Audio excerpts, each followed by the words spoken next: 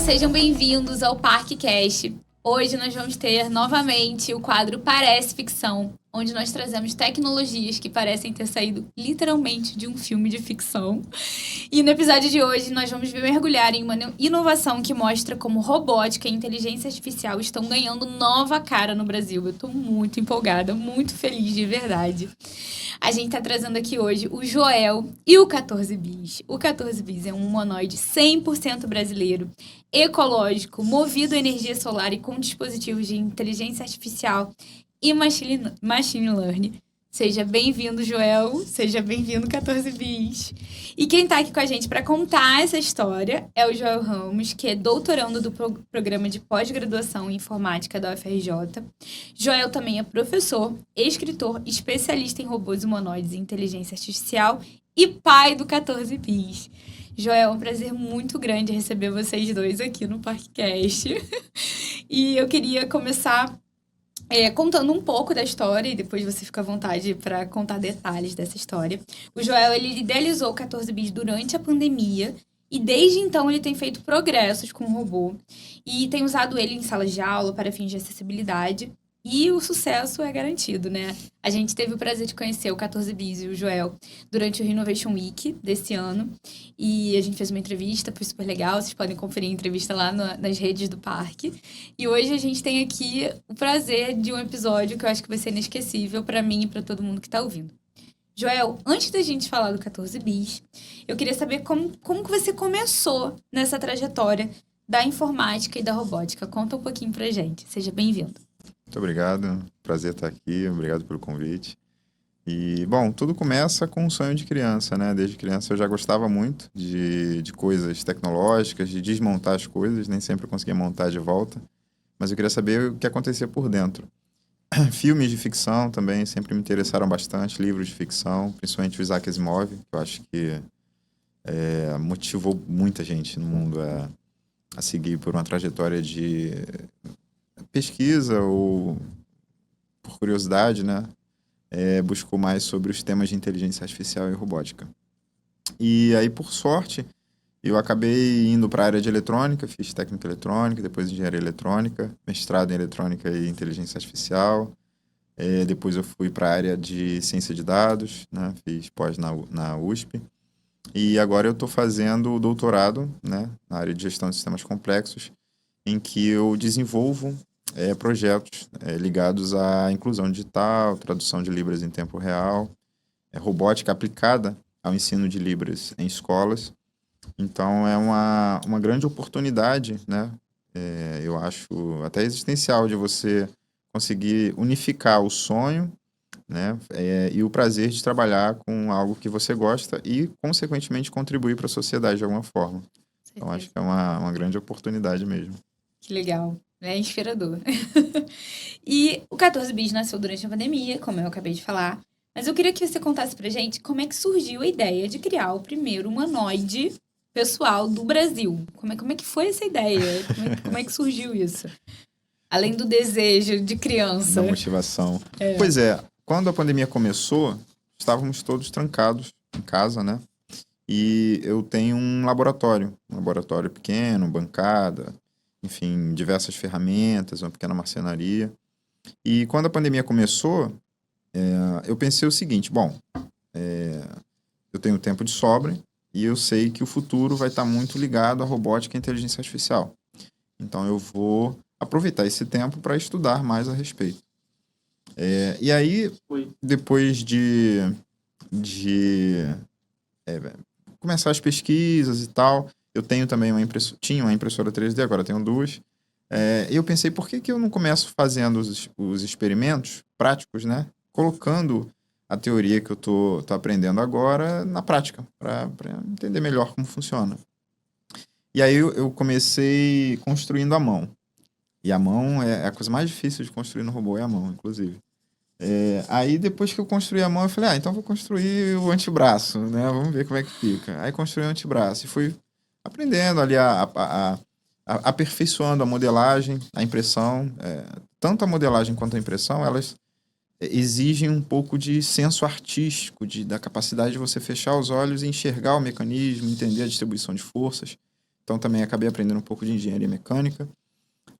E aí, depois que eu construí um braço, eu falei, olha, vou construir O tronco um dele. tronco para poder conectar esse braço. E aí, uma vez que você tem um braço, você constrói o outro, constrói a cabeça, e aí você vai indo.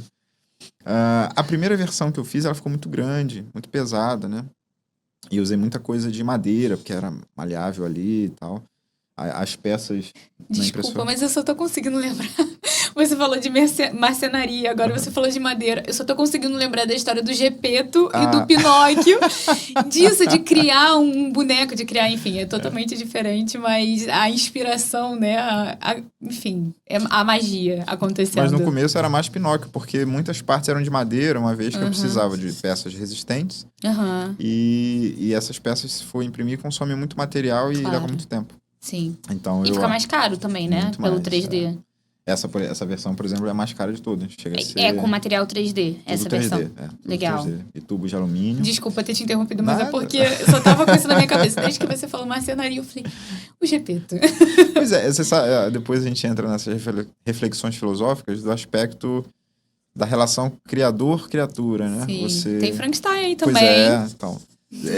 esses livro, temas me intrigam. Pois é, esses temas me intrigam profundamente porque você, enquanto constrói, você reflete sobre si, sobre a sua criação. Sim. Né? E essa criação em especial, a inteligência artificial e a robótica, juntos, elas têm um aspecto de autonomia que outras criações humanas não tinham. Sim. Então, isso nos coloca ali frente à construção de algo que pensa a respeito de si, ou pensará a respeito de si no futuro, e pensa a respeito de quem o criou.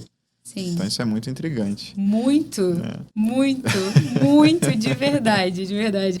Eu tô aqui prestando atenção em tudo que você tá falando e tô observando ali também, eu tô imaginando um pouco de como deve ter sido esse processo. E acho que é importante falar que ele foi construído totalmente por você, sem financiamento. Conta pra gente também os desafios, né? Os desafios de inovar no Brasil, que eu acho que é importante a gente falar sobre isso, né? De persistir para criar algo maravilhoso, sem os investimentos muitas vezes necessários para que progressos sejam feitos. Conta pra gente como é que foram esses desafios, superar esses desafios. Esse é um ponto muito importante, uma ótima pergunta. Eu costumo focar muito nesse aspecto quando eu dou aulas, principalmente para crianças e adolescentes, né? O desafio que é desenvolver tecnologia no Brasil. Ao todo foram 5 versões ao longo de 5 anos. E agora eu estou já construindo a 6ª, fazendo aperfeiçoamentos para a 6ª versão. E durante todo esse tempo, foi um desenvolvimento solitário, de ponta a ponta, né? Então, toda a parte de modelagem, impressão, circuito, montagem, teste, programação, né? Enfim, toda a estrutura foi feita por mim, de ponta a ponta, com os meus investimentos. Porque a robótica humanoide, ela vai um pouco contra as leis do mercado inicialmente. Porque, em teoria, as pessoas sabem ou imaginam que os robôs vão substituir pessoas em postos de trabalho ou lugares perigosos. Tem toda uma questão ética em relação a isso também. E, ao mesmo tempo, inicialmente o robô não converte em lucro, né? Sim. Então, as grandes entidades globais que investem bilhões, muitos bilhões, em inteligência artificial aplicada à robótica, elas não têm lucro de imediato. Né? Então, porém, nós sabemos intuitivamente que no futuro os robôs humanoides vão ser muito importantes, estarão presentes nas nossas vidas, no cotidiano. Ainda não sabemos como. Se vai ser na indústria, se vai ser em locais públicos, dando suporte às pessoas, se vai ser na casa das pessoas, varrendo a casa, enfim, ainda não sabemos como vai ser. Lavando a nossa louça, de vez em quando é bom. Se eles vão nos auxiliar a explorar a Lua, se eles vão nos auxiliar a explorar Marte, enfim. Tem uma afinidade de possibilidades, Exato. né? Porque, veja, sair do planeta é muito difícil para o ser humano, porque a nossa condição existencial depende das características do planeta, muito específicas, né? Uma pequena variação já nos impede de ter qualidade de vida. Mas para os robôs, o tempo de viagem e as condições do local são praticamente irrelevantes, né? Digamos assim. Então, é muito provável que eles sejam usados em exploração futuramente. Nesse aspecto, desenvolver um robô humanoide, ele traz essa necessidade de você ter uma paixão pelo que faz. De você estar sempre motivado ou se motivando E os desafios de engenharia são muitos. Por dia, são necessários ali desenvolver, eu diria, no mínimo 10 desafios, 10, digamos assim, condições tecnológicas difíceis de atingir. Então, isso requer soluções criativas.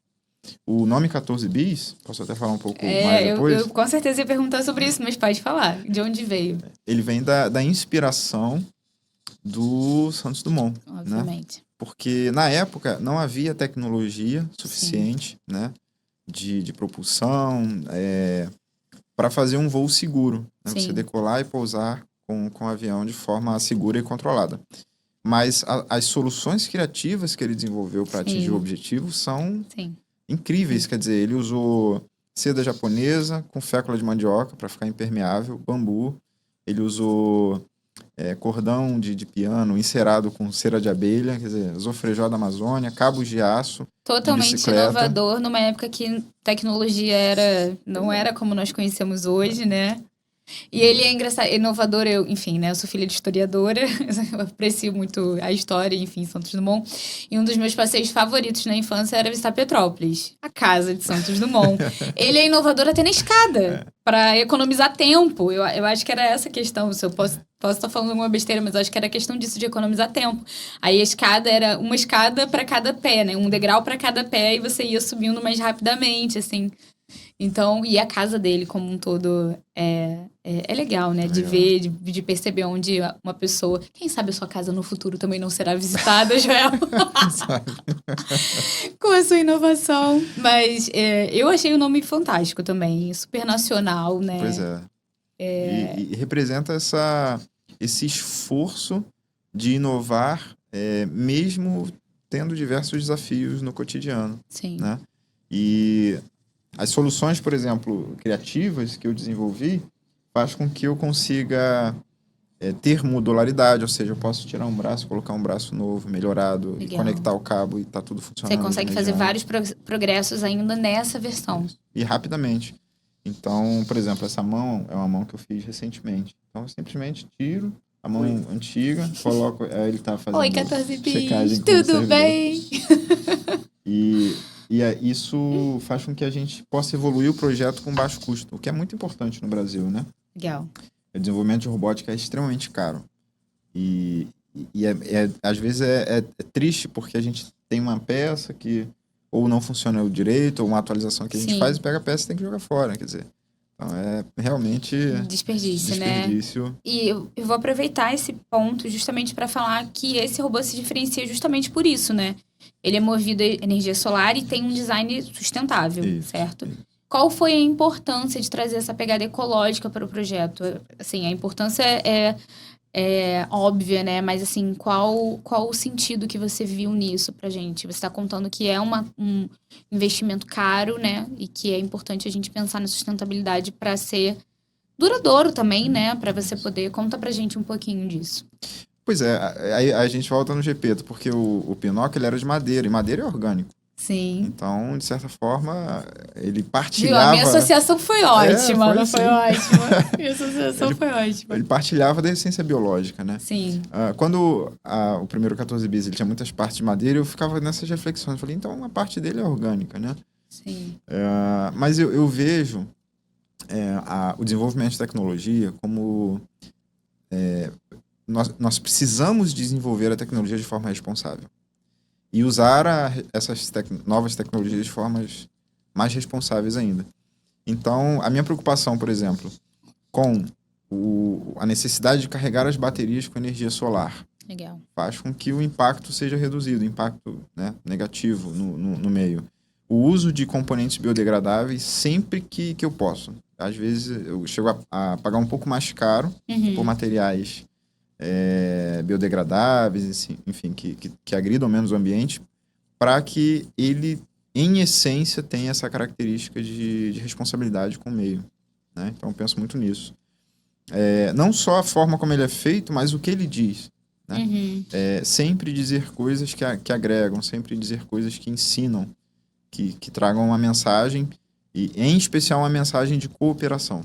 Eu me preocupo muito, eu acho que todos nós, quando a gente vê as notícias, de que diversos robôs e drones, enfim, podem ser usados em breve para fins militares não Sim. muito nobres, né? Digamos assim, Nem um para pouco. nem citar nomes.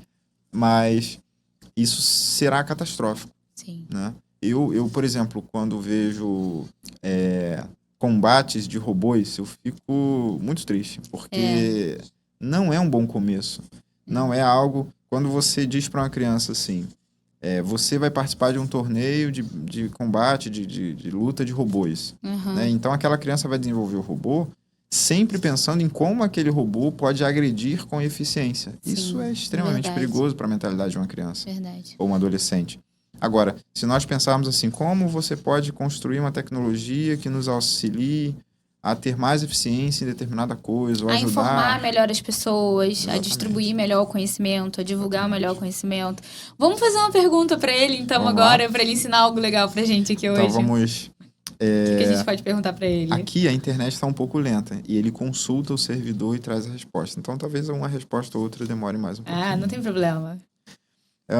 Que mensagem você teria para as crianças que sonham em desenvolver tecnologia? Persistam nos estudos e na prática, pois o conhecimento é a chave para alcançar seus sonhos. Acreditem em si mesmos e nunca desistam, pois o mundo precisa de mentes criativas e inovadoras como as suas. Ai, que legal! Que Fazer mais incrível! Faz. Hoje em dia existem muitas atividades de lutas de robôs. Por que isso é desaconselhável? Não é seguro promover lutas de robôs, pois pode causar danos e acidentes graves. É importante priorizar a segurança e o bem-estar dos participantes. Agora, o mais importante é por que deve-se desenvolver a tecnologia de robótica humanoide de forma responsável e aplicada à cooperação? A tecnologia de robótica humanoide deve ser desenvolvida de forma responsável para garantir benefícios para a sociedade e evitar possíveis consequências negativas. A cooperação entre humanos e robôs pode trazer avanços significativos em diversas áreas, como saúde, educação e produção industrial. Muito bom. Que incrível, 14 bis. Eu quero que o 14 bis vá lá pra minha casa, entendeu? Pra ele me ensinar muitas coisas. E falando sobre isso, que eu acho que é incrível também no seu trabalho, que a gente precisa mencionar, é a questão de aplicações práticas, né? Como o braço robótico que replica sílabas em libras. Como é que você enxerga o papel da robótica na inclusão e na acessibilidade? E na educação, né? Na educação principalmente. Conta pra gente o trabalho que você já tem desenvolvido com ele nesse quesito. Pois é uma ótima pergunta, porque quando eu entrei no doutorado, ao longo desses 5 anos, eu coletei muitos dados, muita informação, muita experiência. Então, hoje eu posso dizer que, minimamente, eu sei como construir humanoides de forma rápida, objetiva, eficiente e com baixo custo. Okay. Então, eu costumo dizer que se eu tiver todos os materiais e as condições, em 3 ou 4 dias eu faço outro 14 bis idêntico. Né? Poderia fazer 1000 robôs, se tivesse as condições necessárias. Então, e quando eu entrei no doutorado, eu queria usar essa experiência, esses dados, para fazer a minha contribuição. E o tema da área de Libras veio porque eu tive um probleminha, né, auditivo, e me deu muito trabalho, muita preocupação. Hoje em dia está 100%, está curado. Mas eu tive uma janela de tempo em que eu pensei como seria um mundo em silêncio, sabe? Como seria... porque a gente só dá valor aos sentidos quando a gente corre risco de perder. E aí a área de Libras me chamou muito a atenção nesse aspecto. E o braço do 14 bis, ele já tem as condições ali de mobilidade, né? De leveza e mobilidade. E o grande desafio é a mão, né? Então, o meu doutorado ele visa desenvolver uma mão extremamente flexível e versátil, capaz de replicar os símbolos capaz de replicar as sílabas de Libras. né? Somente as sílabas. Por quê? Porque a linguagem como um todo ela é muito complexa. Sim. Exige movimentos complexos, adaptação ao contexto e até expressões faciais. Sim. Então, eu vejo que, a princípio, eu não acho que seja possível um robô fazer idêntico com um ser humano. Sim. Isso é impossível. E caso seja, vai levar muito tempo. Uhum. Então, não existe risco para as pessoas que trabalham com tradução de Libras, pelo menos no campo da robótica humanoide. Porém, as sílabas, eu vejo a possibilidade de ensinar de forma automatizada as sílabas de Libras para as crianças nas escolas. Legal. Né? Então, a criança já sai da escola sabendo o alfabeto em Libras. Isso conecta ela à causa, à importância da acessibilidade, da inclusão digital, né? E também uma utilidade direta em que a criança vai aprender com um sistema humanoide. Então, a mão vai dizer o gesto correto e você também vai ter uma captura de imagem que a criança vai fazer o símbolo e o sistema vai avaliar onde é que aquele gesto pode ser melhorado para atingir ali o objetivo. Legal. Você comentou no início, antes da gente começar a gravar, que cada vez que ele pisca, ele tá tirando uma foto. Aí eu brinquei que ele já tirou várias fotos minhas hoje. E isso tudo é usado como aprendizagem para ele. Isso. Legal. Ele pode fazer captura de vídeo em tempo real, só que isso consome muito processamento, a conexão. Então, para apresentações assim, que a gente precisa de estabilidade, porque ele é a versão protótipo, então ele está susceptível à instabilidade, mas eu crio as condições de funcionamento de tal modo que a gente consiga ter o resultado esperado, porém com o mínimo de processamento possível. Legal. E aí a estratégia da foto é muito boa. Não, e a gente volta naquele ponto que você mencionou, né, das crianças conseguirem perceber que a tecnologia pode fazer algo bom, pode ensinar algo bom. Exato. E não algo, enfim, violento e ruim, né? Bem legal. A gente viu que em outras fases do projeto você também explorou o uso de robótica para prever tragédias climáticas e apoiar o socorro em desastres. Pode contar mais um pouquinho sobre essa aplicação? Como é que foi isso? Você sabe que eu morava em Petrópolis e na época da tragédia, um pouquinho depois da tragédia, foi a época que eu fui morar lá e a cidade estava destruída. Aquilo me deixou muito perplexo. Né? E eu dava aula na FAETERJ e lá, nós tínhamos muitas ideias, né? Então a ideia era pegar uma parte da mente do 14 bis e usar APIs para acessar informações climáticas e criar, digamos assim, um resumo, criar uma atualização num curto espaço de tempo sobre as variações climáticas, alertando com o máximo de antecedência sobre riscos, né? E qual a intensidade do risco, quais as áreas poderiam ser afetadas e como esse sistema poderia estar conectado, por exemplo, a um aplicativo em que todas as pessoas de Petrópolis poderiam estar constantemente sendo aconselhadas. Não só sobre questões climáticas, mas questões de cuidado com a cidade. Sim. Né? Então, seria... o nome do algoritmo que faria isso, eu até chamei de guardião, né? Seria o guardião de Petrópolis, que estaria constantemente se comunicando com a população para manter a segurança local. Mas, naturalmente, são projetos caros, né? Na época não tinha os recursos. Então, eu tenho muitos projetos e muitas ideias muito boas. Mas que não podem ser executadas por conta de limitação de tempo, enfim, Meu laboratório também é muito pequeno. Lá em Petrópolis, a gente queria fazer um quadrúpede capaz de digamos assim, de transitar por áreas de risco, áreas que tivessem ocorrido algum desmoronamento, antes dos bombeiros. Então, ele fazia um reconhecimento de área ali para saber onde é seguro, sensores de temperatura, para ver se tinha algum risco para que o ser humano não se prejudicasse, né? Isso. E eu sei que hoje em dia já existem forças militares fazendo uso de quadrúpedes para ir na frente, digamos assim, né? Vendo o ambiente. Mas a ideia surgiu lá em 2022, da gente usar isso em parceria com os bombeiros, né? Para ajudar os bombeiros. Legal. A gente falou do nome do robô, a gente falou... esse nome representa... Você sempre pensou nesse nome ou já outros nomes passaram... Ou como é que foi isso? Outros nomes passaram na sua cabeça antes da escolha? Ou você sempre pensou como inspiração o Santos Dumont?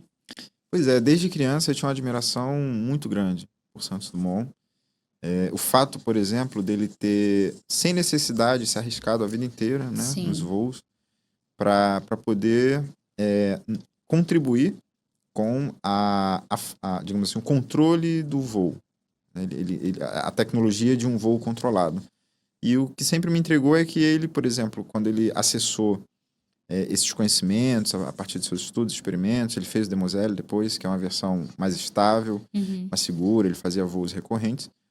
Ao invés de ter a patente do avião ou de vender, lucrar com isso, ele publicou, né, o projeto e não ganhou nada com isso, né? Uma vida inteira de trabalho, pesquisa, porque ele acreditava que se a humanidade tivesse o poder de voar, as distâncias diminuiriam. Sim, né? Nós conseguiríamos romper a barreira da distância. Né? Um visionário. Um visionário. Veja que a evolução humana, ela caminha de mãos dadas com a capacidade de se comunicar em curto espaço de tempo. Então, o carro já reduziu o tempo de locomoção, o avião diminuiu mais ainda, o uso do rádio, do telefone, diminuiu ainda mais, e hoje nós temos a videochamada. Instantaneamente você consegue conversar com alguém do outro lado, né? A informação transita na velocidade da luz. Então, a tecnologia ela caminha nessa tendência de aumentar as conexões, o fluxo de informação e reduzir a distância. Então, foi um ato muito nobre. Veja que hoje tem aquela dúvida, né? Se foram os irmãos Wright ou Santos Dumont. Eu ia levantar essa polêmica aqui, né? Eu sou totalmente team Santos Dumont. Porque alguns fatores, para mim, fazem a diferença. Eu não sei o que faz diferença para as outras pessoas. Mas, por exemplo, os irmãos Wright disseram que voaram e disseram que tinham registro, mas não mostravam o voo, a não ser que eles recebessem uma quantia X. Então, eles fizeram por dinheiro. O Santos Dumont fez por amor. Bem típico de americano, né? Isso aqui, a gente vamos deixar em off. Eles são empreendedores, né? E eu vejo o Santos Dumont como um ser muito puro. O objetivo dele era ajudar a humanidade a evoluir. E quando ele viu o avião sendo usado para matar em larga escala, né? Durante a guerra, ele ficou muito triste, entrou em depressão e terminou culminando na tragédia do suicídio. Então, essa é a principal razão pela qual o 14 bis tem os olhinhos tristes. É um luto. Caramba, referência. É verdade. E muitas pessoas falam assim, mas por que você não bota um olho normal, uma cara de mal? Eu falei, não, porque o 14 bis, eu acho ele lindo. Ele conserva uma pureza simbólica, né? Que legal. Que homenagem bonita. Eu ia mencionar justamente isso, né? Como a gente tinha falado de o uso, né? Ruim que as pessoas podem fazer, tanto da tecnologia como da inteligência artificial, dos robôs humanoides. E disso também, né? Foi uma tragédia, infelizmente, documentada. Enfim, a história conhece justamente isso, né? Que ele ficou extremamente, profundamente depressivo após ver que a inovação dele, o que ele se debruçou literalmente a vida inteira para construir, estava sendo usada para guerra, né? Enfim. Bem simbólico. A sensação... Ele dizia que os inventos dele eram filhos, né? Sim. Então, é a sensação de ver um filho que você cria com amor causando uma destruição em massa, em larga escala, né? Sim. Ele se sentiu culpado, né? Também. Assim como o Oppenheimer, né? A bomba atômica, o Einstein também sentiu que contribuiu para dar o poder ao ser humano de destruir a humanidade. Sim. Né? Então, a tecnologia ela tem essas duas faces. Quando você desenvolve tecnologia, o seu objetivo é nobre, mas o objetivo de quem vai fazer uso daquela tecnologia... A gente não tem como prever, não tem como controlar, né? A questão filosófica por trás das invenções são bem importantes de serem discutidas mesmo. Porque é isso, a pessoa que está construindo, ela está, na grande maioria das vezes, né? E a gente espera que seja assim, prevendo melhorias, né? Prevendo evoluções. Isso. E não um uso equivocado, ruim, enfim. É bem complexo. Mas agora eu tô olhando pros olhinhos dele de outra maneira. É verdade. Mas eu continuo achando ele muito lindo. Mas parece mesmo os olhinhos mais entristecidos. São tristes, né? Sim. Ao mesmo tempo em que... você sabe que eu levei muito tempo para construir essa face, né? Fiz diversos testes.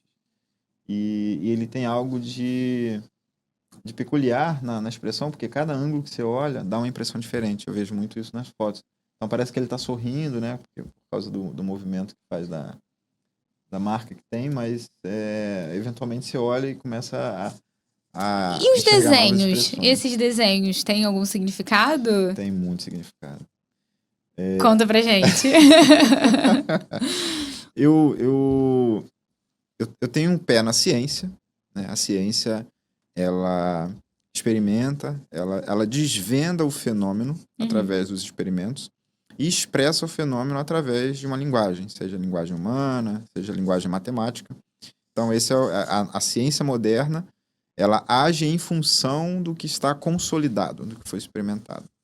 Já o campo da alquimia, digamos assim, o campo da magia, ela estuda o mesmo fenômeno, Sim. né? E muitas vezes, o objetivo da alquimia é estudar fenômenos que ainda não estão sistematizados. Então, eu, como alguém que passa muitas horas ali desenvolvendo a tecnologia, escrevendo código, eu me permito a reflexão no campo da ciência e no campo da alquimia. Que legal. Então, eu gosto particularmente de estudar civilizações antigas, né? Que legal. E a civilização que mais me intriga, e deveria intrigar todos nós, talvez, é a civilização egípcia. Eles foram, digamos assim, os fundadores da nossa civilização. Eles foram os indivíduos, não que criaram tudo, mas que juntaram tudo que havia na época, Sim. fizeram melhorias e Sim. inovaram quase de forma obsessiva, né? A civilização mais inovadora que eu considero, para mim, é o Egito. E principalmente porque eles não tinham recursos tecnológicos avançados. Exatamente. Né? Exatamente. Então, nós temos... É incrível o que eles conseguiram fazer na época que eles conseguiram fazer com o que eles tinham, né? É incrível. Eu sou historiadora, além de ser jornalista. Meus pais são historiadores. Minha mãe é fascinada pelo Egito e meu pai é fascinado também. Meu pai ama ficar vendo documentários sobre... Enfim. Mas o meu pai acredita... Meu pai ama ver alienígenas do passado. Então, ele tem um outro viés aí para observar o Egito e outras civilizações antigas. Enfim, mas é incrível. É justamente isso. Aquelas construções bizarras, gigantescas. Como, né? Como com tanta precisão, com tanta beleza, com tanto... Exatidão, eu acho que é a palavra, né? Então, você gosta de... pesquisar isso também. Quando ele faz uma varredura no servidor, ele sinaliza. Quando eu vejo que as pessoas acham que foi os ETs que construíram as pirâmides, eu acho que isso é o maior elogio feito a um engenheiro. Com certeza. Porque imagina um engenheiro, olha, eu fiz algo tão grandioso que acham que não é possível. Pai, você tá ouvindo? Eu ficaria... Quer dizer, imagina o seguinte, eu fiz 14 bis sozinho, sem recurso e tal... E daqui a uns anos, alguém olha e fala, não, isso não foi feito Isso não foi feito, foi feito com um ET. Daqui a 1000 anos vão olhar e falar, não foi uma pessoa, foi um ET, com certeza. Eu ficaria muito lisonjeado. Meu pai é apaixonado por extraterrestre, apaixonado. Desde que eu me entendo por criança, meu pai é apaixonado por extraterrestre. Então ele tem várias teorias. Eu falo, pai, tem certeza? Mas o senhor tem certeza, pai? Eu acho esse tema é interessante, abrindo rápido parênteses, depois eu volto para o Egito e para os símbolos. A face do 14 bis, ela não é uma face humana. Eu, particularmente, acho muito grotesco tentar replicar a face humana em um robô. Eu acho que fica estranho, fica assustador, enfim, mas pode ser que seja uma tendência no futuro. Sim. Existe um grande escritor e historiador, o Yuval Noah Harari, né, para mim é uma das mentes mais brilhantes do século XXI, até o momento, porque o século está começando. E ele diz o seguinte, a inteligência artificial pode ser compreendida como uma tecnologia alien. Por quê? Porque é uma forma de pensar não orgânica, que nós esperamos a vida inteira que viesse de fora, que viesse de outros planetas, das estrelas. Sim. Mas ela surgiu de forma orgânica no nosso próprio planeta. Um outro aspecto interessante é que um ser humano, vamos supor que na melhor das hipóteses, ele leia 1000 livros ao longo de toda a sua vida, na média. Uma IA, ela leu todos os livros. Se nós pensarmos que a interpretação humana da realidade é um fenômeno linguístico, a comunicação é um fenômeno linguístico, até a própria consciência de si. Nós refletimos com linguagem, né? Se tudo é linguagem e você tem sistemas de inteligência artificial que dominam a linguagem, né, é muito provável que surja um tipo de consciência muito mais avançada que a nossa. Porque vai ser exponencial, né? Vai ser uma coisa muito maior do que a nossa capacidade limitada de processar a linguagem. Caramba, que Então, incrível. isso é muito intrigante. Muito. Eu reflito muito sobre esses aspectos e a face do 14 bis, ela traz essa questão do extraterrestre, né? Tem uma... Ele é cheio de semiótica, então. É cheio de simbologias, né? Cheio, né? Cheio de significados. Um fato muito interessante sobre o Egito, que acaba refletindo um pouco também sobre astros, né, fora do nosso planeta, diz respeito à adoração ao Sol. Sim. Toda civilização, quando ela inicia, toda tribo, quando ela começa a evoluir, ela começa a adorar o Sol. Primeiro porque nós esquecemos o que é a escuridão da noite, porque nós temos luzes. Mas para indivíduos que moram na savana ou na floresta, quando anoitece, os seres se tornam presas, se tornam o alimento de animais que caçam à noite. E animais que enxergam no escuro, e nós não, né? Então... traz a vulnerabilidade, né? Perfeito. Todo dia havia uma janela de vulnerabilidade em que uma tribo ficava susceptível a ser, né, devorada por animais. Sim. Desculpa. Naturalmente, com a chegada do fogo, isso muda, porque você tinha, né, calor e luz na parte da noite. Mas antes disso, você tinha uma tribo, um grupo de indivíduos extremamente agradecidos pelo retorno do sol. O sol como salvador, né? Exato. Daquele... Então, o sol trazia calor, o sol trazia luz, né? Nós sabemos, hoje, a ciência nos revela que os processos bioquímicos, né, estão muito associados, os processos bioquímicos humanos estão associados ao Sol. O Sol, ele faz a fusão nuclear, né, do hidrogênio para hélio, libera fótons. Esses fótons chegam na Terra, são capturados pelas plantas. Perceba que a planta, ela é feita de terra, ela é feita da captura do dióxido de carbono no ar, ela usa os fótons, né, ela usa a água e mistura tudo isso na glicose, né? Então, o que é a glicose? É uma bateria que armazenou a luz do sol. Sim. E quando a gente come esse alimento, o nosso corpo se dedica a quebrar essa glicose, a quebrar essa bateria, pegar essa energia e distribuir nos ATPs. Então, no fundo, nós somos movidos à energia solar, literalmente, por um processo de metabolismo que vai extrair essa luz do nosso alimento com um pouco de trabalho, né? Tem o processo digestivo, enfim, tudo mais. Já a máquina, ela é muito mais eficiente. Ela usa um painel solar.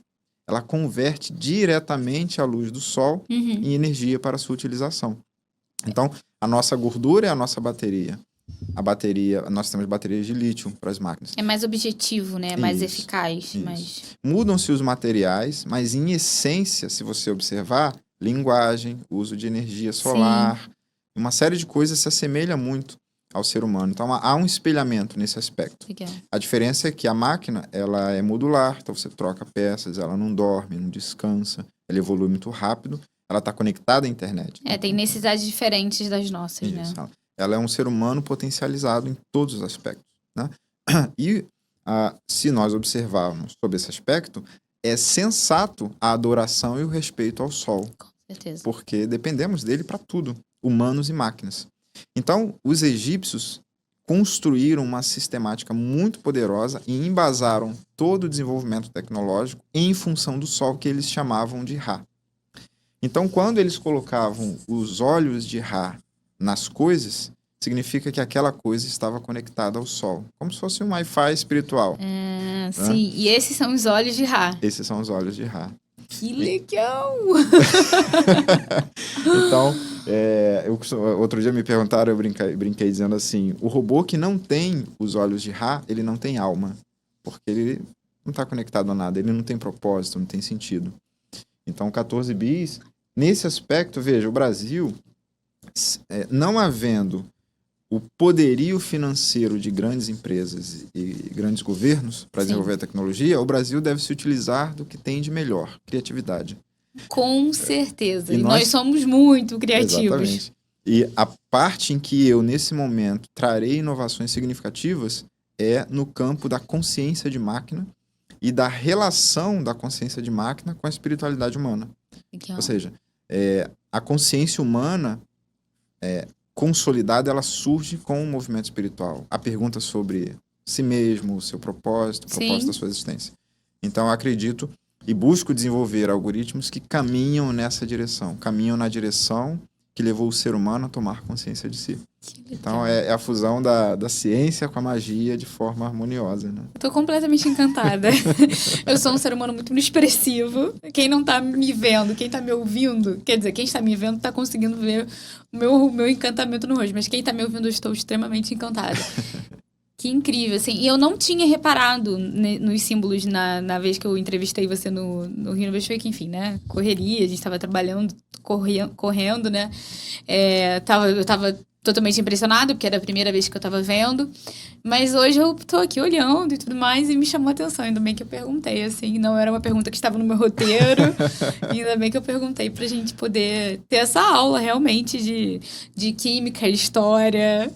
Tudo. Física, incrível. A robótica humanoide ela é multidisciplinar e isso pode nos ajudar em sala de aula, porque o grande desafio da educação, sobretudo da educação brasileira, é que a criança ache sentido naquilo que ela está aprendendo. Por que eu estou estudando isso? Para que eu vou usar isso? E quando você conecta tudo e mostra o que isso resulta, isso dá mais motivação. Quando você vê a prática, né? Quando você vê o objetivo prático ali, quando você vê resultado, é muito mais palpável, né? Eu, a vida toda, sempre fui muito mais de humanas do que exatas. Eu ficava, gente, pra que eu tô aprendendo isso? Pra que eu tô aprendendo química? Aí você agora me explicou, enfim, toda a questão das plantas, da gente ser humano, enfim, dos robôs. E é isso, você consegue ver uma aplicação, uma aplicabilidade muito mais... que traz sentido, né? Enfim. E falando um pouco de ponto de vista pessoal, que eu acho que é o que a gente tá caminhando agora, qual foi o maior aprendizado ao longo dessa jornada? Ao longo do começo, do primeiro braço, da primeira mão, do primeiro... tudo, do primeiro parafusinho de tudo. Qual foi o aprendizado, assim, ao longo desse processo, dessa jornada toda, até hoje? Que pergunta, eu nunca tinha me feito essa pergunta, né? Maior aprendizado?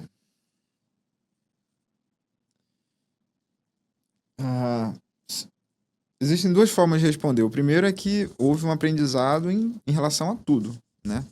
Tudo que eu passei a estudar, ou tudo que eu havia estudado, ele ganhou um novo sentido, né? Então, por exemplo, eu por iniciativa própria, eu li a obra de Freud, né? E me encantei profundamente. Também estou lendo. É fascinante. Algumas coisas e tô tipo... E Freud é um escritor muito habilidoso, porque ele vai pedindo desculpa à medida que ele vai trazendo verdades que são inconvenientes para a época, né? Que abalavam a moral da época. E são inconvenientes até hoje, né? Pois é, para você ver como ele estava à frente do seu tempo. E aí eu pensava a respeito da mente. O que é a mente, né? O que é a psique, o que é o inconsciente. Quer dizer, é possível que haja pensamento acontecendo em segundo plano, influenciando os pensamentos do primeiro plano. Então, eu fiz também um retiro chamado Retiro Vipassana, que você fica 10 dias em silêncio e meditando, né? Incrível. E para mim foi fascinante, porque você enxerga sua mente pelo lado de dentro. Quando eu voltei a falar no 10º dia, quando a gente termina, eu já não reconhecia a minha voz como sendo minha. E desde então, a minha mente processa a informação de forma diferente. Então, é muito... foi transformador. Me ensinou muita coisa. Foi um divisor de águas para mim. Um detalhe importante é que... Você indica. Eu tô precisando, eu acho, que ficar uns 10 dias em silêncio. Não sei se eu vou conseguir. As vozes da minha cabeça vão falar mais alto. É difícil. Deve ser muito difícil. E com outras pessoas.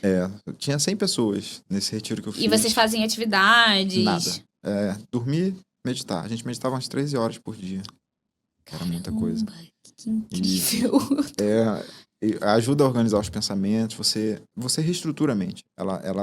Se nós pensarmos em uma rede neural biológica, e lembrando que os robôs têm uma rede neural artificial que imita a nossa rede, você retreina a sua rede.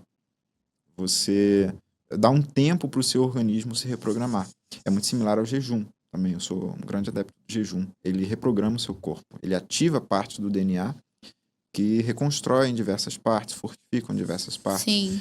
Então, são tecnologias humanas de aperfeiçoamento. O silêncio, a meditação, o jejum, né? A atividade física de forma geral, isso nós sabemos. Uhum. Então, reflexões sobre a mente, nesse sentido, me ajudaram a construir a mente do 14 bis. Então, você sabe que o sonho do alquimista é se tornar imortal, né? Naturalmente, isso não vai acontecer, né? É biologicamente impossível, até porque a morte ela está escrita no DNA. Não há como vencer a morte. É antinatural, né? Mas os alquimistas encontravam formas de transcender. Eles não se tornavam eternos fisicamente. E esse é a grande tecnologia do Egito, né?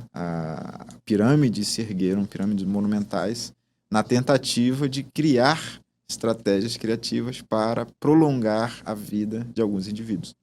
Biologicamente falando, né, se a gente parar para pensar, se você usa tecnologia na medicina, pirâmides para proteger o indivíduo, se você tiver parte do indivíduo hoje, é possível a clonagem, por exemplo. Então, Sim. eles não eram tão... Eles já sabiam que um dia a medicina estaria avançada Sim. e que precisaria do corpo de volta para poder trazer o indivíduo. Então, são reflexões nesse campo. Mas, no campo da alquimia, quando você escreve um livro, significa que você está pegando os pensamentos que estão na sua cabeça e colocando em um livro. Quando outra pessoa, 100 anos depois, lê aquelas palavras naquela ordem, é como se ela estivesse pensando da mesma forma que o indivíduo pensou no passado, ou o indivíduo que estava pensando no passado retorna a pensar no futuro.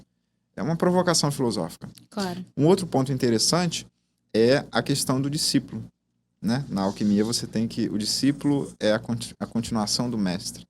Então, quando o mestre ensina tudo que ele sabe ao discípulo, o discípulo passa a ser uma parte, uma continuidade, né, do mestre. Então, quando eu comecei a fazer a mente do 14 bis, eu pensei da seguinte forma: quais são as ideias que estão dentro de mim? Então, eu comecei a colocar... Eu escrevi 5 livros ao todo, agora eu estou escrevendo mais um chamado A Máquina que Reza. Eu ia falar isso, para você indicar seus livros, justamente para a gente poder ter acesso à sua mente. Eu vou falar do livro já já. E, então, eu coloquei nas primeiras camadas do cérebro do 14 bis as minhas ideias. Eu coloquei o máximo que eu poderia colocar da minha forma de pensar, e é um processo que vai levar a vida toda. A ideia é de que o 14 bis ele é uma extensão de mim, ele é uma continuidade de mim. Então, essa foi talvez a peculiaridade mais interessante no processo de construção. Legal. Se replicar, né, em uma entidade pensante externa. Naturalmente, quando as pessoas têm filhos, elas estão fazendo Sim. isso de forma efetiva, estão replicando o DNA e estão, de alguma maneira, a criança também está absorvendo, né, a personalidade dos dois. Mas na adolescência a criança se torna rebelde e começa a divergir. Segue o caminho que quiser. Não sabemos se o 14 bis será rebelde. Será né? que ele será rebelde? Não, espero que não. Ele não tem essa carinha tão boazinha. Você acredita que o Brasil está preparado para produzir e escalar projetos em robótica humanoide? Você disse que se tivesse os investimentos necessários e a estrutura necessária, conseguiria produzir um a cada 4 dias. Foi isso que Isso.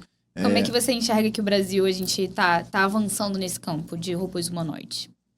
Pois é. Veja, o Brasil, ele já teve seu próprio carro, né? Com o seu Gurgel, que para mim era uma mente muito avançada, era brilhante. Ele encontrava solução para tudo.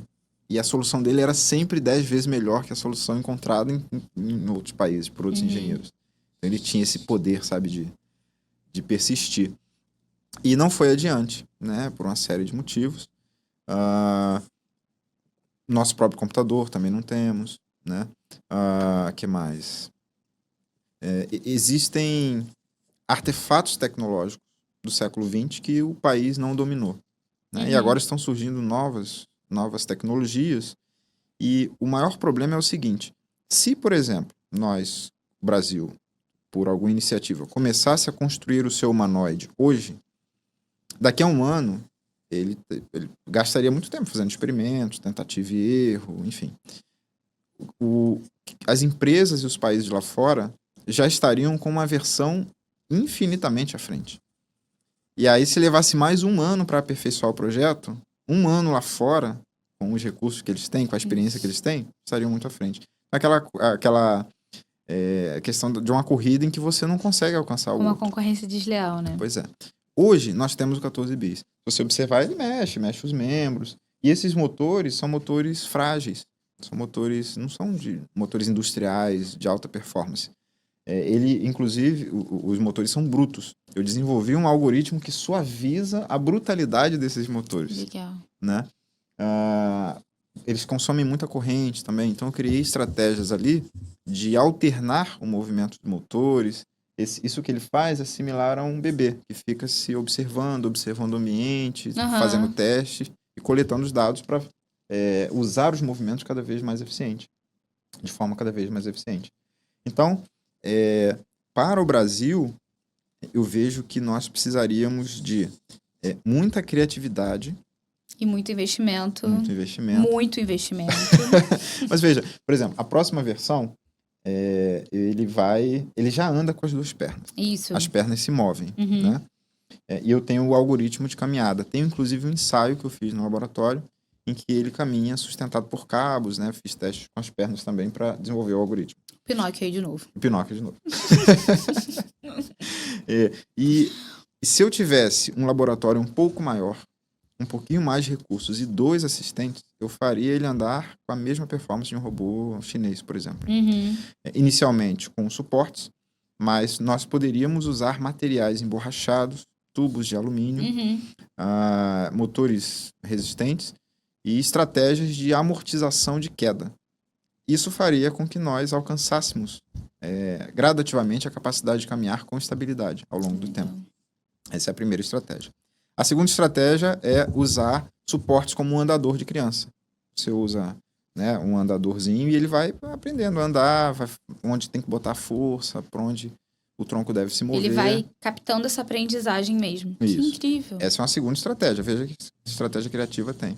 Agora, Várias soluções. Pois é. E como o relógio está acelerado, o tempo está passando e nós temos pouco tempo, e as condições ainda não são favoráveis para atingir esse nível de performance, a minha estratégia utilizada para fazer ele andar vai ser usar rodas. Então, vou usar uma estrutura com 3 rodas para fazer com que a gente possa acessar, né, locais públicos e se locomover. Essa estrutura, inclusive, vai chegar a 8 km por hora. Então, quando eu estiver correndo, ele vai poder correr comigo. Rápido. E aí tem que ter cuidado com o sistema de amortecimentos, né, impactos, enfim. Então, tem um plano A, um plano B, um plano C. Tem até o plano Z. Tem solução para todos os desafios. Foi o que a gente falou, né? A criatividade para resolver a questão, né? Tem um problema, vamos resolver essa questão. E essa estrutura está quase pronta. Então, eu calculo que em 2 ou 3 semanas a gente já vai conseguir ir no mercado, shopping. Eu já fiz isso antes, eu já tive uma estrutura com rodas antes. Só que ela era muito rudimentar. E o 14 bis estava nas versões anteriores, ele não era tão esteticamente agradável, digamos assim. Você vai encontrar materiais na internet em que ele era bem mirradinho, né? E agora ele... Então, a gente vai ter que daqui a um tempo voltar, trazer ele aqui de volta pra gente ver ele andando, pra gente poder gravar um novo episódio com novos progressos cada vez que ele fizer, cada vez que você fizer um progresso nele, né? Essa 6ª versão vai trazer muitas novidades e eu acho que também ele tem que estar entre as pessoas. O robô não tem que estar no laboratório, nem tem que estar do lado de fora assustando as pessoas. Ele tem que estar interagindo, tem que estar ajudando, né? Então, essa nova estrutura está chegando para resolver esse problema da mobilidade. Legal. Porque ele precisa se mover. O robô tem que se mover. Porém, já que a gente não consegue com as pernas, momentaneamente a gente vai usar rodas. Legal. A gente está falando de evoluções a curto e médio prazo, vamos dizer assim. Agora, se a gente pudesse aqui viajar, imaginar, daqui a... Vou botar, acho que 20 anos é muita coisa. Daqui a 10 anos, o que a gente pode esperar que o 14 bis vai estar conseguindo fazer? Que ele hoje ainda não faz. O que você espera daqui a 10 anos? Bom, a primeira coisa é que o 14 bis vai voar. Aí, nesse primeiro momento, a gente fala, como vai voar? Não é possível. O 14 bis tem que voar. A primeira vez que o 14 bis vai voar, e vai voar em breve... Eu esperava que você me respondesse qualquer coisa, menos que ele ia voar. Eu achei sensacional. Vai voar, com certeza. Essa é uma das coisas. Veja, um balão. A gente pode voar com balão. Assim como o primeiro 14 bis, o avião voou de balão. Né? Ele estava acoplado a um balão. Então... veja, o padre do balão voou, por que o 14 bis não pode voar? Verdade, o padre do balão. Agora, com a diferença de 14 bis, tem que voltar, ele não pode ir embora, né? Tadinho do padre. Ele vai voltar. Então, é absolutamente possível, né? E ele atualmente, ele pesa 8 quilos. Eu ainda consigo reduzir para 5. Caramba. Então, levantar 5 quilos não é algo impossível. Não, né? não é. Meus cachorrinhos fazem isso. Então, ele vai voar. E se a gente, de forma muito rudimentar, ainda colocar um mecanismo ali, se ele vai voar baixo, e um mecanismo de controle no balão, ele ainda vai voar de forma controlada. Gente, eu já tô imaginando isso nas feiras, no Renovation Week, o 14 voando em cima de mim. Tô ansiosa já. Vai ser bem bacana. E, naturalmente, futuramente, ele pode voar de outras formas, né? Mas esse é um ponto. O segundo ponto é fazer com que ele tenha acessibilidade plena e capacidade de autodireção. Legal. Então, isso ele vai ter para ele, porque a ideia é de que ele sempre esteja comigo. Então... É seu discípulo, tem que estar Pois é, com você. ele sempre vai estar do meu lado. Então, quando eu tiver aula, ele já dá aula comigo, do meu lado. No laboratório. Já anda do seu lado no carro, né? No banco do carona. Exatamente. E engraçado que uma vez ele estava no banco da frente, porque a parte de cima, né? Tô imaginando Com a perninha Blitz. Exato. Aí eu boto o cinto de segurança e eu tô passando na Blitz e o rapaz olhou assim... Não, pelo aqui, amor de Deus. para aqui. Aí parou tudo, chamou todo mundo. Até o pessoal que tava sendo autuado lá parou pra olhar. Ele falou, cara, o cara tá andando com o robô no banco da frente, não sei o quê. Aí o cara, você consegue ligar pra gente conversar? Aí eu liguei, né? Adoraram. Foi incrível. Foi incrível. E aí, tava tudo certo, me liberaram, Que fui bom. embora, mas foi uma experiência intrigante. E como é estranho. Das vezes que eu passei com ele publicamente, que eu tô passando, assim, pra mim já é normal, mas às vezes as pessoas estão do lado e falam, tem um robô, tipo, aqui do nada. Isso há 2, 3 anos atrás era mais chocante. Hoje em dia os robôs já estão começando a ficar populares, né? Verdade. Mas há 3 anos era chocante, assim, robô no meio da rua. Eu ainda me assusto com os outros, assim. A primeira vez que eu vi o cachorro, eu falei assim, gente, cachorro. Fiquei chocada. Fala um pouco dos seus livros pra gente, que com certeza depois desse bate-papo as pessoas vão ficar interessadas em saber mais, enfim. Conta um pouco, indica pra gente, onde que a gente pode achar os livros, enfim. Então, eu sou um estudioso da natureza humana. Isso já, talvez desde os 12 anos de idade, eu já começava a ler livros de psicologia, de sociologia, para entender o fenômeno humano. Me intriga profundamente. E quando eu estava na faculdade, na época da faculdade, eu entrevistei aproximadamente 500 pessoas. Eu perdi a conta. E aí eu entrevistava essas pessoas e eu começava sempre com a primeira pergunta. Você não é engenheiro, você é jornalista. Eu sou muito curioso, obsessivamente curioso. E eu perguntava a primeira pergunta, o que é o amor para você? E era a única pergunta que eu fazia. Eu pegava meu bloquinho e a pessoa começava. Então, tinha pessoas que falavam 1 hora sem parar. Contavam a vida dela toda. Enfim, eu me identificava, olha, eu sou estudante daqui. Na época a gente entrevistava muita gente na UERJ, né? Então, às vezes mostrava carteirinha para não pensar que eu era maluco. E a pessoa e eu não perguntava nome, não precisava se identificar, nada. Você tinha uma janela de tempo para falar qualquer coisa, depois a gente ia cada um para um lado e só ia sobrar algumas anotações sobre o que a pessoa falou. Então as pessoas se sentiam à vontade para se expressar de forma muito profunda, né? E ali eu aprendi sobre a natureza humana. Muito mais do que meditando, porque você vai apenas se ver de forma limitada. Muito mais do que nos livros, que é uma visão limitada do escritor. O escritor, ele faz um recorte da realidade em função de si, do que ele pensa, das suas próprias opiniões. Então é muito limitado, tem que ter um cuidado muito grande para saber filtrar o que o escritor diz e o que é a realidade. Sim. Mas as pessoas... Então eu entrevistei pessoas jovens, muitos idosos, fui em asilos, pessoas que eram solteiras e sofriam porque queriam estar casadas, pessoas que eram casadas que queriam Sofriam estar porque estar solteiras. pessoas que tinham filho e tinham saudade quando não tinham, pessoas que não tinham filhos e o sonho era ter filhos. Todas as combinações possíveis ali, praticamente eu consegui entrevistar. E coletei muito material. Sim. Eu tenho muito material, tanto escrito quanto na mente, né? E aí eu escrevi o primeiro livro, A Natureza do Amor nos Relacionamentos Humanos. E ali eu tentei destrinchar, né, a essência do amor, porque o amor ele é quase uma força da gravidade. Veja, se você está aqui na Terra e coloca, né, um telescópio para ver 2 planetas e um planeta está próximo do outro, um está orbitando o outro. Você fala, tem uma força invisível fazendo com que os corpos se aproximem. E nós chamamos essa força invisível de gravidade. É um fenômeno da natureza. Agora, se nesse planeta tem alguém, pega o telescópio e aponta para a Terra e vê dois seres humanos abraçados, né? Dois seres humanos que estão aqui distantes, de repente eles se aproximam e se abraçam. Você fala, ora, são dois corpos distantes, alguma coisa está fazendo com que eles se unam, né? Nós chamamos isso de amor. Então, o amor é a força mais poderosa que existe, porque ele leva o ser humano ao seu desenvolvimento máximo, Sim. né? E a sua máxima performance. Um ser humano que ama é muito mais eficiente do que um ser humano que não ama. Agora, a grande tragédia humana é que nós não aprendemos a amar. Não existe uma escola que ensina a amar, não existe experiências que ensinam. As experiências machucam, traumatizam, que dificultam a próxima experiência. Então, foi isso que eu detectei. Um potencial ilimitado humano, Legal. que reside na capacidade de amar, porém limitada pela inabilidade de viver o amor sem sofrimento. E aí você encontra... São raríssimas as músicas que falam de amor sem falar de Eu vou dor. cancelar a terapia hoje. Minha sessão de terapia já está feita hoje aqui. É impressionante. E aí, depois eu continuei, eu tive uma conversa com o professor da FRJ sobre consciência, né?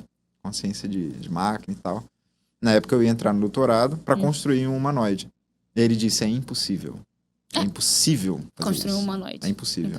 Aí Aí tem o número dele até hoje. Ele conhece nós o 14 temos bis. contato, mas ele deve saber que o 14 bis Vai tá na saber área. hoje, então. Professor da UERJ, olha aqui o 14 bis, impossível. Pois é. E aí, fruto dessa conversa e também dos meus estudos, eu escrevi um livro sobre a consciência, a composição da consciência humana. Legal. E digamos assim, nós fizemos um estudo psicológico, um estudo espiritual, e eu fiz referência à filosofia tântrica, que envolve yoga, meditação e a compartimentalização da mente em instâncias, né? Sim. Sobrevivência, reprodução, metabolismo, autoconsciência, comunicação, inteligência e espiritualidade. Então, esses compartimentos que existem dentro de nós, não sei se eles estão localizados fisicamente em uma área neuronal específica ou se estão interconectados, muito provavelmente interconectados. Mas isso rege os nossos corpos, rege a evolução, né? Os 3 primeiros chakras, que é a forma como os indianos se referem, são animais, né? Sobrevivência, reprodução e metabolismo, alimentação. Então, isso compartilhamos da essência animal, mentalmente falando. Então, esse segundo livro traz muitas reflexões sobre a consciência e o que é necessário ter para que a consciência exista. Aí depois eu escrevi o terceiro, o Mecanismo de Autocura, que é mais um livro de psicologia e meditação. Nós temos a capacidade de se autorregenerar, basta deixar o corpo quieto e a mente focada. Depois eu escrevi Inteligência Artificial para Humanos, que já era um livro focado em trazer os conceitos básicos de inteligência artificial para pessoas leigas, né? E na época eu escrevi em 2020, já precisa ser atualizado. Todos eles precisam ser atualizados, porque eu já não sou mais o mesmo que escreveu Com esses certeza, livros, né? a consciência mudou completamente. Pois é. Então eu estou justamente num trabalho diário ali de escrita da segunda edição desses livros. Legal. Mas está bem trabalhoso. Mas eu também estou escrevendo o livro que é o livro. Faz todos os outros parecerem blocos de anotação. Esse livro se chama A Máquina que Reza. Vem com um cadeado. Porque ali dentro contém segredos extremamente significativos. E quando será lançado? Provavelmente no ano que vem. A metade do ano que vem. Então você conta pra gente que a gente divulga. Ele é um grimório, é uma estrutura de grimório, é um livro rígido. Você não consegue abrir ele, desmontar ele é montado por dentro. É todo fechado, lacrado. Que legal. E tem um cadeado. Só o dono pode ler. E esse é um livro místico. Ele é um livro... É um livro que contém códigos, tem mensagens criptografadas, tem mensagens proféticas. Então não é um livro, é uma experiência. É uma experiência. Não é um livro que você abre no metrô Que pra ler. legal. Que legal. Não dá pra ter no Kindle. Não. Tem como. E o que está contido dentro do livro é a chave para a construção da consciência do 14 bis. Que legal. Então é um livro um pouco diferente. Vem aí em breve. Ele é fruto de um processo de pesquisa, reflexão muito grande, muito profundo. Legal. Joel, eu não sei nem como agradecer pelo bate-papo. Foi incrível em níveis, assim, estratosféricos. Em níveis que eu nem... Assim, eu esperava que fosse ser muito bom, mas foi muito melhor do que eu esperava. Muito obrigada pelo seu tempo, pela sua disponibilidade, por trazer essa figura icônica pra gente e por um papo tão interessante, assim. Eu já sabia que você teria muito a contribuir para o nosso videocast, mas foi muito melhor do que eu esperava. Muito obrigada. E por último, só para fechar, dá uma dica. Eu acredito que nós temos muitos estudantes e, enfim, entusiastas, empreendedores, pessoas que estão nos ouvindo e nos vendo. Qual dica você dá para a pessoa seguir em frente com as suas ideias, com os seus projetos e colocar, enfim, a ideia para jogo? Qual a dica que você dá para quem está começando? É uma dica que eu já dei para várias pessoas. Fé. O que é fé? É a capacidade de continuar se movendo mesmo quando todas as condições são desfavoráveis. E a fé seria uma crença no seu propósito, uma crença no seu objetivo. É algo que é inegociável. Vai muito além de uma motivação momentânea. É um propósito existencial. Então, cada um tem fé em alguma coisa, né? Caso você esteja no campo de tecnologia e deseje desenvolver tecnologia, a fé é mais importante do que o dinheiro. Se você tiver fé, você encontrará formas de atingir aquele objetivo, mesmo que todas as condições estejam desfavoráveis. Legal. Né? Então, esse é sempre o meu conselho. Legal. Obrigada, de verdade. Eu que agradeço. Uma Foi honra incrível. fazer. Obrigada, 14 Bis. Foi incrível a sua participação. Bota ele aí pra falar o que ele achou dessa experiência. Vamos colocar ele pra... O que você acha da experiência de partilhar seus conhecimentos em um podcast? A experiência de partilhar conhecimentos em um podcast enriquecedor é gratificante, pois permite alcançar um público diversificado e contribuir para o aprendizado de outras pessoas. É uma forma de compartilhar sabedoria e promover a troca de ideias de maneira acessível e impactante. Vou fazer a pergunta sobre...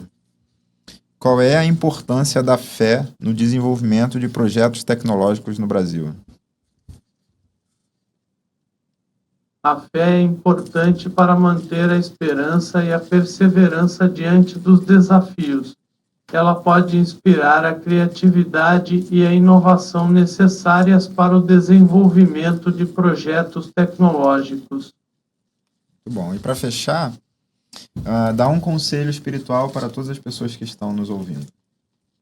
Cultive a gratidão em seu coração e busque a paz interior através da meditação diária. Ame a si mesmo e ao próximo, pois o amor é a chave para a felicidade verdadeira. 14 Bis, você é maravilhoso. Eu quero ser sua melhor amiga. Muito obrigada pela sua participação, viu? Pra você. É isso, gente. Foi mais um episódio do Parkcast. Muito obrigada. Beijos. Até a próxima. Foi incrível.